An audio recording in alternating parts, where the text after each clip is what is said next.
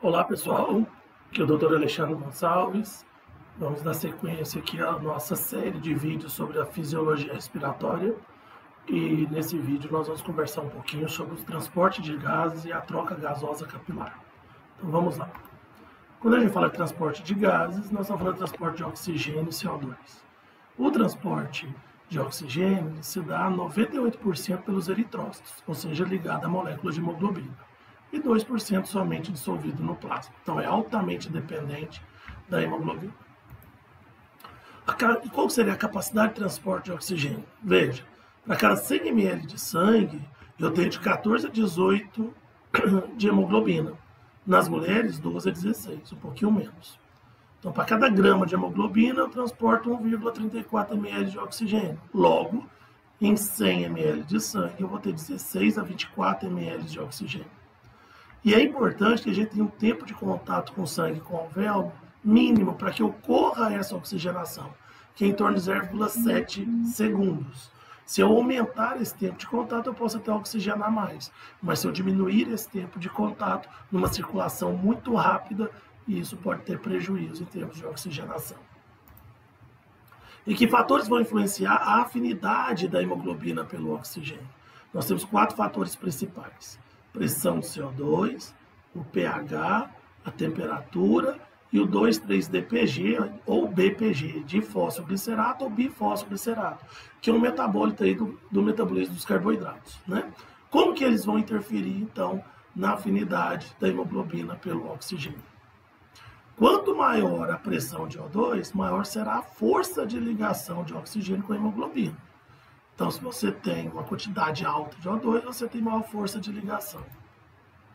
A força de ligação será enfraquecida pela queda de pH sanguíneo, que aumenta a descarga de O2 nos tecidos. Então, quando você tem um pH ácido, você acaba tendo diminuição da afinidade de oxigênio pela hemoglobina, que vai aumentar a descarga de O2 nos tecidos. A afinidade pelo O2 é inversamente proporcional à temperatura do sangue, né? Tendo o aumento, né, dessa temperatura, enfraquece a ligação de O2 com a hemoglobina, o que leva a você a descarregar mais O2 nos tecidos. E isso explica porque que em temperaturas muito baixas, quadros de hipotermia pode levar a problemas sérios e até a óbito, já que você vai ter dificuldade de desprender o O2 da hemoglobina, levando aí a falta de oxigenação tecidual. E o 2,3-DPG, né, pode se ligar à hemoglobina e diminuir a afinidade desta pelo O2. Então, um aumento no metabolismo de carboidrato, levando ao aumento dessa substância, pode levar a menor afinidade de oxigênio pela hemoglobina. E aqui nos mostra a saturação da hemoglobina pela pressão parcial de oxigênio. Então, veja que à medida que eu aumento a pressão de oxigênio, eu aumento a saturação pela hemoglobina. E aqui a gente tem a mioglobina, que tem muito mais afinidade. Veja que em baixas pressões ela já segura o oxigênio no músculo. Lembrando que a mioglobina é a substância que retém esse oxigênio no tecido periférico, né, principalmente no tecido muscular. Então a gente vê aqui, ó, que em baixas pressões você tem muito mais saturação de oxigênio do que quando você tem baixa pressão em relação à ligação com a hemoglobina.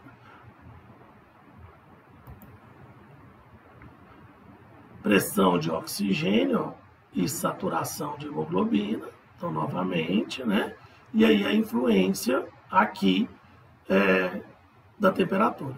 Veja, à medida que eu aumento a temperatura, eu diminuo a afinidade pelo oxigênio. Veja, estou aumentando a temperatura e aí eu preciso de pressões maiores de oxigênio para ter a mesma ligação.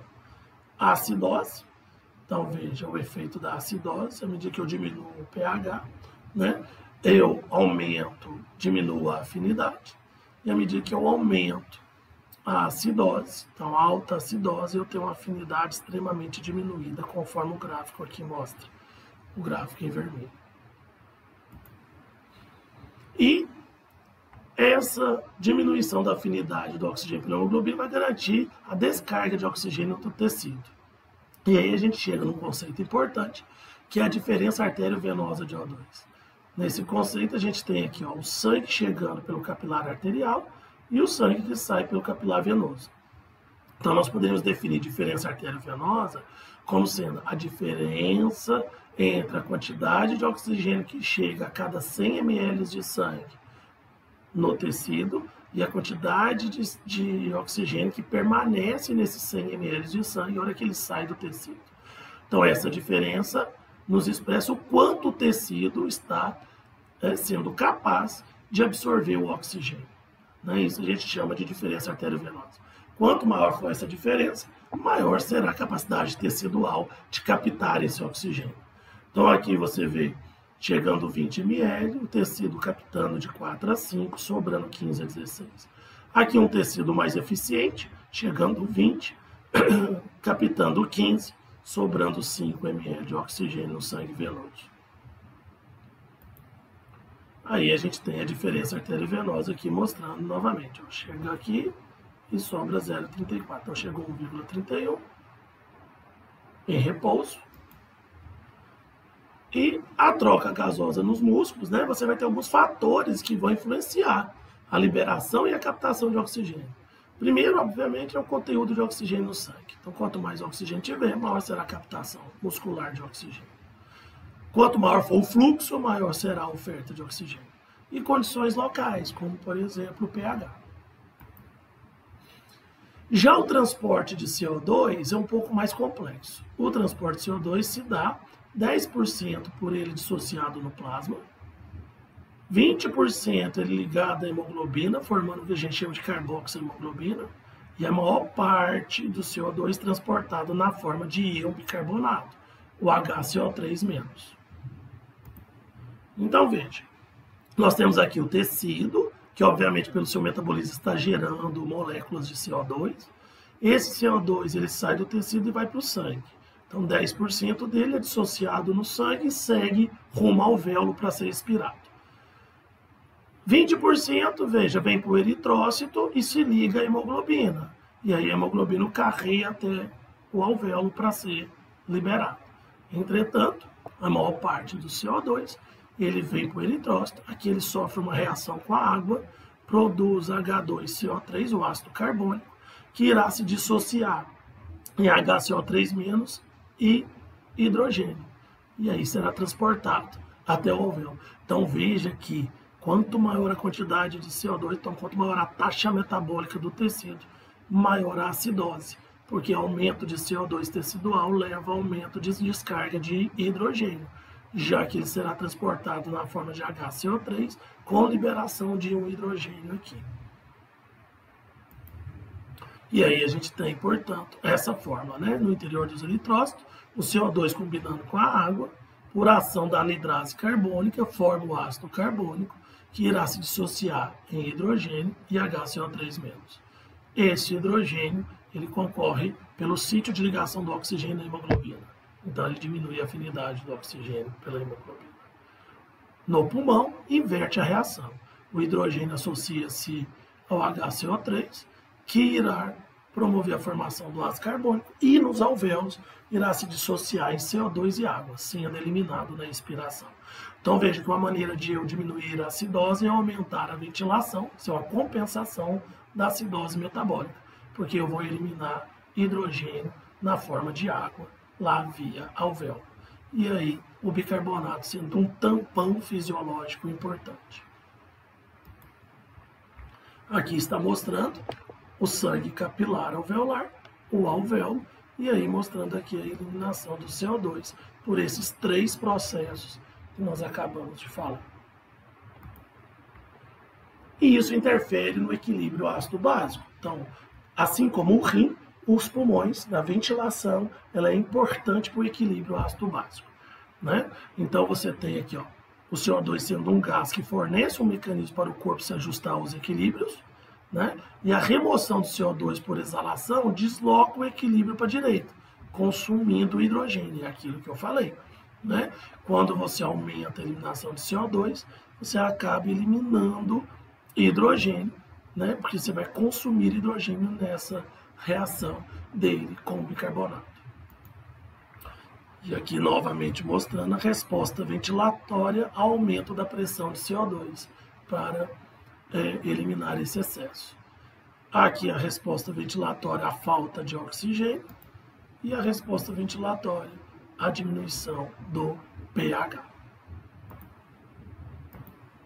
Bom, e aí nós temos aqui um balanço, né, do equilíbrio ácido básico e aqui a gente tem um resumo. Então veja, quando você tem um quadro de acidose respiratória, né, que ela é provocada por acúmulo de CO2, ela é causada, né, a acidose respiratória, ela é causada por uma hipoventilação alveolar. Isso leva a acúmulo de CO2 e aí você, consequentemente, não vai conseguir realizar a reação para a eliminação do mesmo. Já no caso da acidose metabólica, ela é provocada por excesso de hidrogênio ou falta de bicarbonato. Uma excreção renal de bicarbonato aumentada leva a uma acidose metabólica, certo? Já a alcalose respiratória é provocada por uma hiperventilação e a alcalose metabólica por uma ingestão exagerada de substâncias alcalinas, como bicarbonato, ou por um excesso de excreção de hidrogênio, principalmente via renal. Agora veja, uma coisa compensa a outra. Quando eu tenho uma acidose metabólica, eu tenho como resposta uma hiperventilação, tentando provocar uma alcalose. Quando eu tenho uma alcalose metabólica, eu tenho como resposta uma hipoventilação.